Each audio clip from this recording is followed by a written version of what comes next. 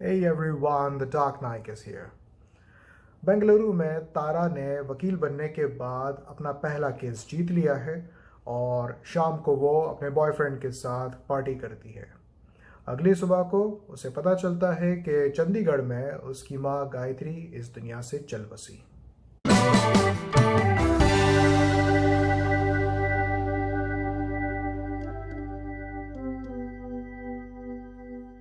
Good bye Chandigarh के भल्ला परिवार की एक कहानी है जहां Gayatri was the heart of the house.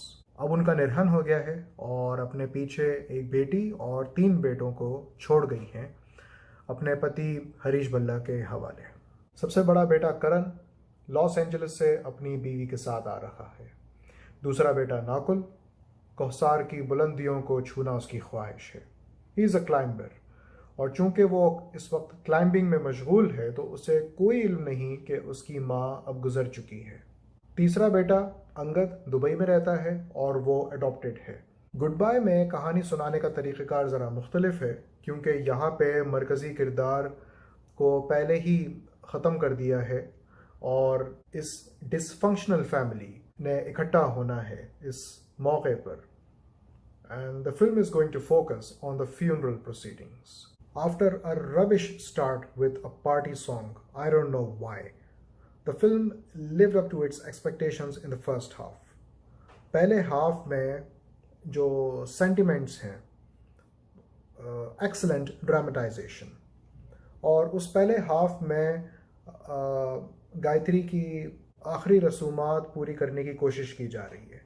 उसमें जो समाजी तंज दिखाया है, जो सोशल सटायर है, वो बेहतरीन है।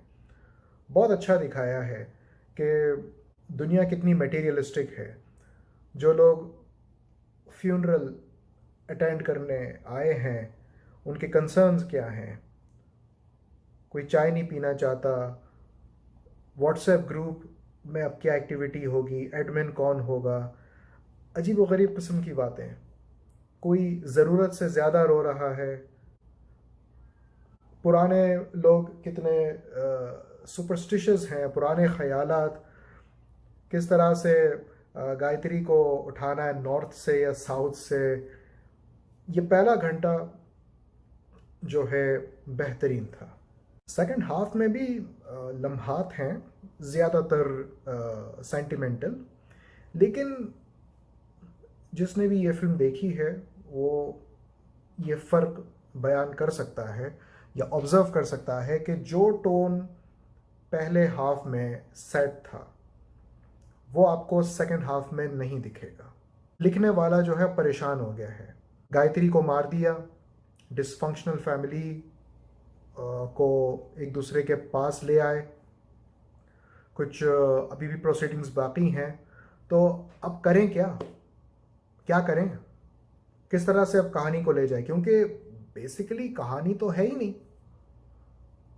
आपने बस ये दिखाया है पूरे फिल्म में कि गायत्री मर गई और फैमिली इकट्ठा हो गई और अब ये एक दूसरे के दुख में शरीक हैं, हमदर्द हैं। That's it that's it. तो सेकंड हाफ में राइटर के पास या राइटर्स के पास, मुझे नहीं पता कितने मुसन्निफीन इसमें इन्वॉल्व थे, उनको कुछ आइडिया नहीं था कि हम उसको किस तरह से खींचे। और ये फिल्म 140 मिनट की है, 2 घंटा 20 मिनट की है। अब आप सोचें, कहानी इतनी महदूद है, ठीक है, जो स्टोरी कंटेंट है वो बिल्कुल लिमिटेड है। तो 2 घंटा 20 मिनट की फिल्म है क्यों? इम्पैक्ट का फकदान है, वो तासुर नहीं है, लिखाई कमज़ोर है सेकंड हाफ में। वो इस तरह से कि मैं आपको सिर्फ एक मिसाल देता हूँ। जब बेटा क्लाइंबिंग से वापस आ जाता है तो उसको पता ही नहीं होता कि माँ गुजर गई है, और उनकी तो क्रिमेशन भी हो गई, ठीक है, अस्थियाँ जो है वो बहा दी गई हैं। और उसके बाद आ रहा है बेटा फैमिली के बीच में, सब के बीच में।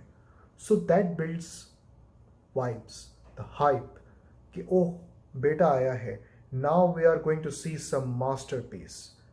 बेटे के इमोशनल परफॉर्मेंस होगी, एक मेंटल कोलैप्स होगा और जो भाई बहन हैं या जो हरीश जी हैं वो कोलैप्स करेंगे।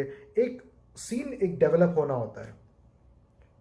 At the time of at the time of revelation, there was no impact. It was zero.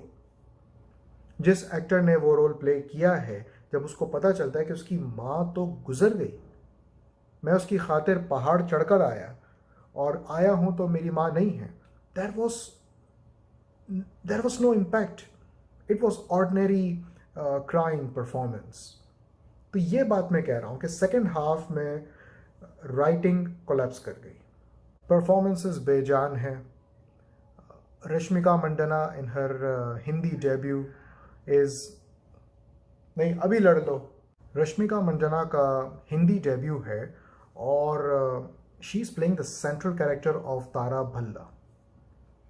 अब यहाँ पे प्रॉब्लम क्या आ जाती है, ये कोई ऑर्डिनरी कैरेक्टर नहीं है। It's not just a central character, ये एक टफ रोल है क्योंकि जैसे मैंने पहले कहा, she has rigid relation with her father. बाप बेटी में कुछ बनती नहीं, ज़्यादातर नोक झोंक होती है। और फिर she is also very much in arguing with her eldest brother Karan. अब ऐसे में ज़बान पे उबूर ना होना एक अजीब सा मसाला है।